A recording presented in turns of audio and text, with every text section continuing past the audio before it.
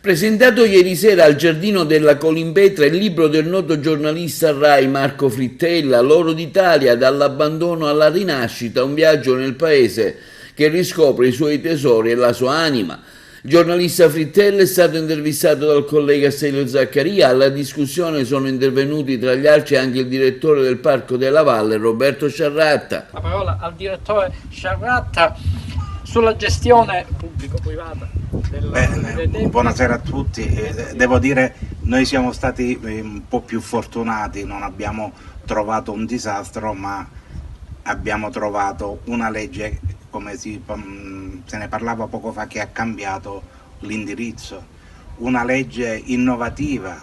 Siamo in Sicilia, non siamo maestri per fare delle buone leggi, ma questa devo dire che è stata una legge lungimirante, perché ha non solo dotato l'autonomia amministrativa e gestionale a un ente nuovo, ma ha messo assieme innanzitutto due aspetti, di cui uno era molto conosciuto, che era l'aspetto archeologico, non era conosciuto quello paesaggistico.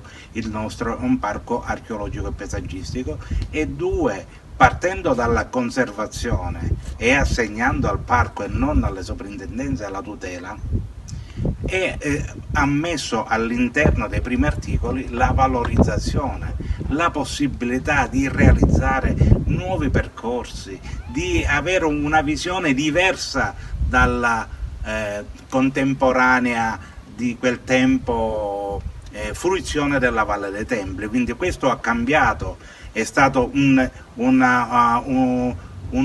norma che ha cambiato e ha sovvertito, e pian piano il parco è cresciuto, ha recuperato quella parte di disamore che avvertivano i nostri concittadini. Frittella si è anche soffermato sul fatto che il suo libro ha avuto come fonte di ispirazione proprio il Giardino della Colimbetra ad Agrigento. L'esempio del disprezzo nazionale nei confronti del paesaggio, del territorio, del patrimonio storico-culturale e archeologico.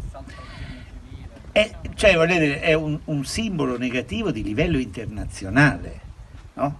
Per cui il fatto che si sia recuperata la Colimbetra nell'ambito di un parco archeologico che è tornato a fiorire, che ringraziando Dio è difeso ormai, è almeno difeso, non cancella naturalmente ciò che è avvenuto prima, e tuttavia è un segno di novità, è un segno di cambiamento, è un segno di rinnovamento, è un segno che si può fare diversamente da come si è fatto negli anni 50, 60, 70, quindi il significato positivo è doppio qui.